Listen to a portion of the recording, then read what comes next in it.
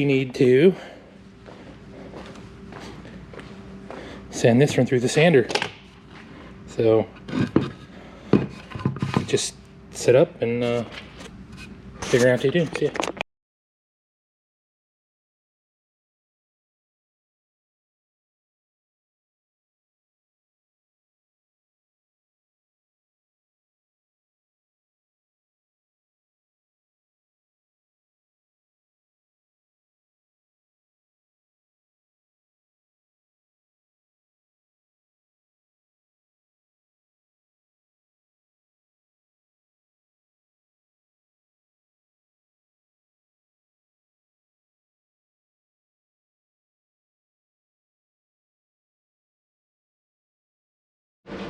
All right, we got this through the drum sander.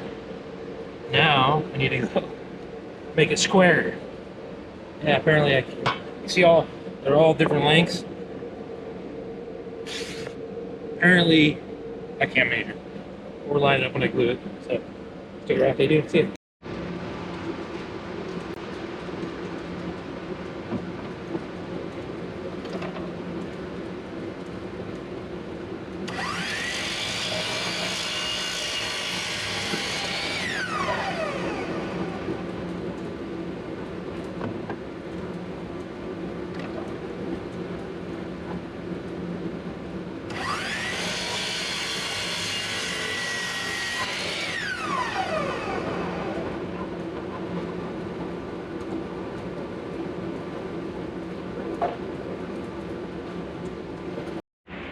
All right, well, this is sanded down and squared off. This one is 15 3/8 by 8 1/4, basically. By the time you sand it down around the edges or however you want to do it.